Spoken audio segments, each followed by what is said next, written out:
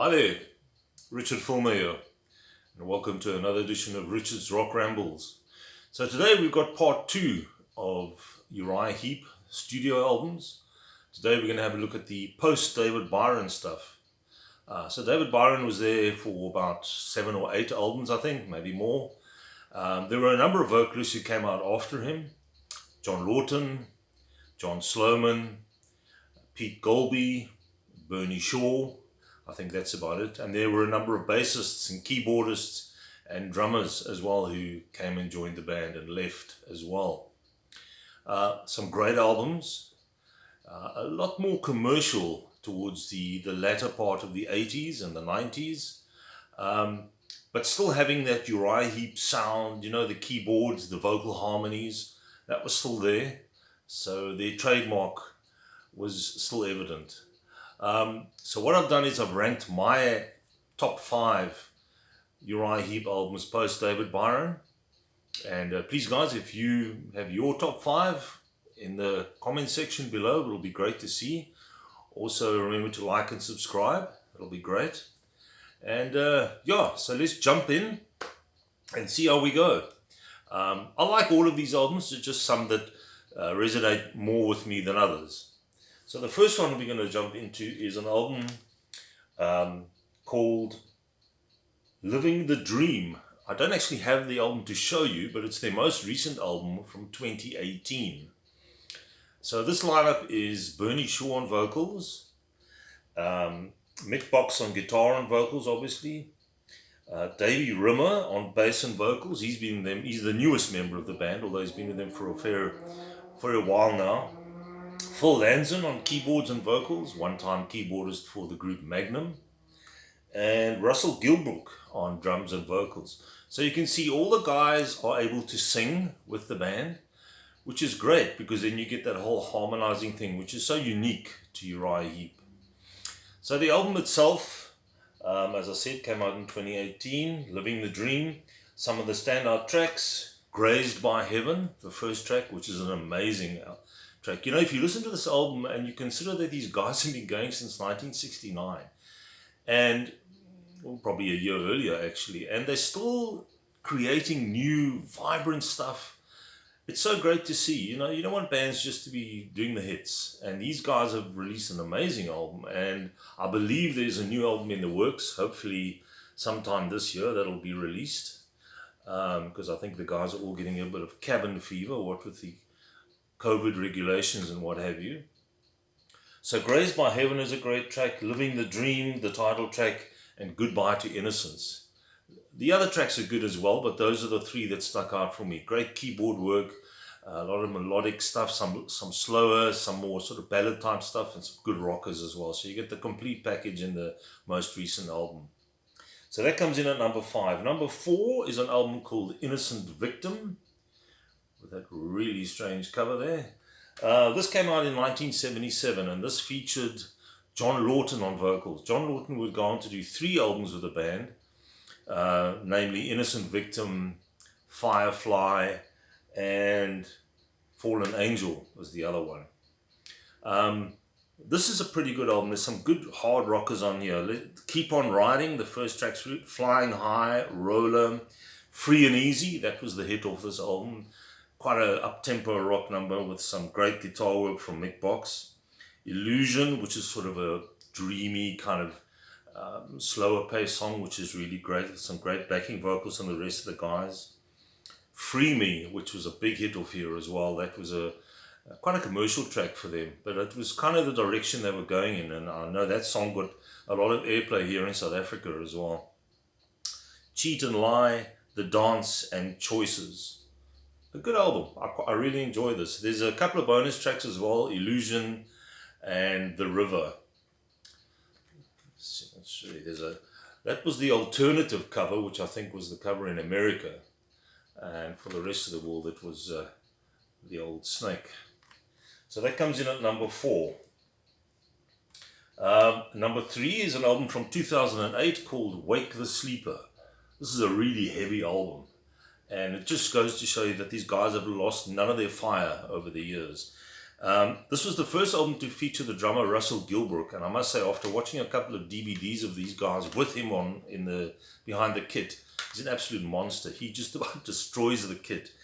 A great addition to the band, and he can sing, which is almost a prerequisite if you want to join Uriah Heep these days. The title track, Wake the Sleeper, is actually an instrumental, really heavy track, very fast paced, lots of great wah-wah guitar from Mick Box, which is kind of like his trademark, and some great keyboard work from Phil Lanzon as well. He's a great guy behind the organ, and to step in the shoes of a guy like Ken Hensley is not easy, but I think he pulls it off with quite a bit of aplomb. Tears of the World, Light of 1,000 Stars, Heaven's Rain, Book of Lies, What Kind of God, which is a really good track, asking a lot of sort of pertinent questions about today's world. Ghost of the Ocean, Angels Walk With You is another heavy track, sort of slow heavy track, which is very cool. Shadow and War Child. I can recommend this album very highly. It's a well-produced album. There's a shot of the guys. That's Russell Gilbrook over there, the one without the hair. That's him. So that's my number 3. Number 2 is an album I was listening to the other day, and I actually wasn't even going to include this in my top 5. And after listening to it, I thought, this is an amazing album. It's got a bit of everything. It's got some ballads, it's got some good rock songs, great melodic stuff, great keyboard work from Ken Hensley. And I'm talking about the album from 1977 called Firefly. I don't have this on CD, so this is my vinyl copy. This is an amazing record. Picked this up secondhand years ago. There's a great shot of the guys there. That's a drawing of the guys. I hope you can see all of that. So what are the tracks on here? The one that stood out for me is the first track, The Hanging Tree. Some amazing lyrics in there. That's the thing with Ken Hensley, he was an amazing songwriter, and that's very prevalent in that track. Been Away Too Long, Who Needs Me, Wise Man, another great track. Do You Know, Rolling On, Sympathy, and the title track, Firefly, produced by Jerry Bron, who of course was with them right from the beginning.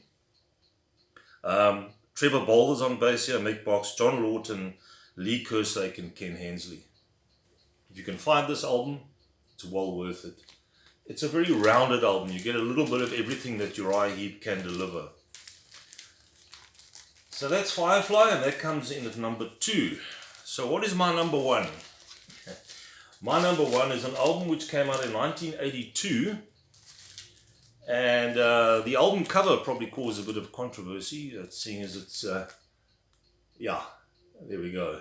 The album is called Bombing Hog, and this was Uriah Heep trying to pick up the pieces after Ken Hensley had left, and Lee Kerslake had left and then came back for this album. And this was them going in a more commercial vein, trying to crack the American market. There was no more of the sort of sword and sorcery stuff in this. This was more commercial, sort of radio-friendly stuff, if you like. And it's a great album. This is the first album, I think, to feature Pete Golby on vocals. He was actually one-time vocalist for the band Trapeze, who of course featured Glenn Hughes and Mel Galley as well. So what are the tracks on here? There are a couple of covers on here as well. Too Scared to Run, a good up-tempo track to kick off.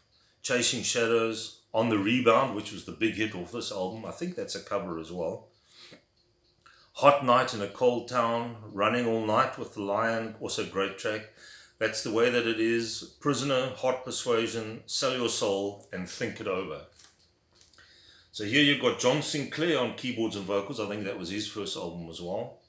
Bob Daisley on bass and vocals, and Lee Kerslake on drums. And that might ring some bells there. They both had just left Ozzy Osbourne's band, or had been told to leave. So they were a bit upset about that. So they thought, well, we're at a loose end. Mick Box got a hold of them and said, guys, I'm forming the band again. Do you want to join? And they jumped at it. And it's a really great album. Good rocker. And I must say the production on this album was very good as well. Produced by Ashley Howe. Released in 82. So that's my number 1. The scary covered Bombing Hog. And then I just want to mention a book. If you can find this book, it's really worth it. It's called Wizards and Demons, the story of Uriah Heep. And this was written by Dave Ling. I think he was a one-time author for, or writer for Classic Rock magazine. Obviously, it's not right up to date because this came out, well, I think this was published, when was this? 2002. But it tells you all about the early days and the different lineups and the stuff they went through on their tours and the comings and goings and sadly the deaths as well, because there have been a few in Uriah Heep. But it's a really good book. If you can find this, it's worth checking out. Wizards and Demons.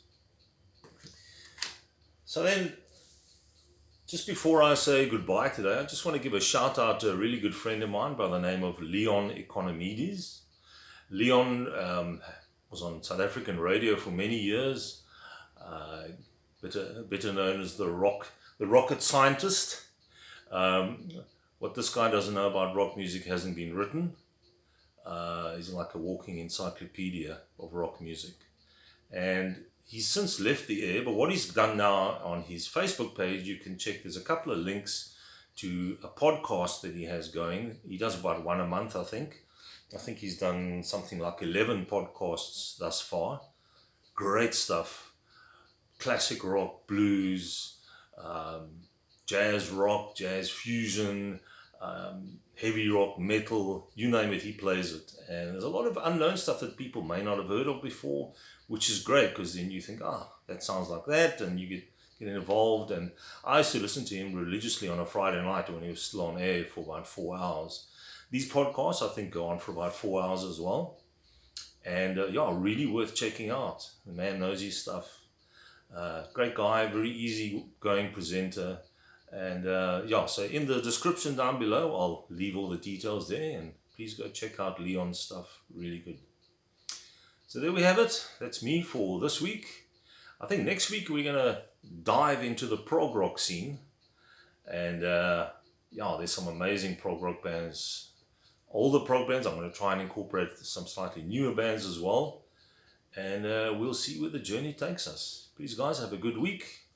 Take it easy, stay safe, and I'll see you again soon. Cheers.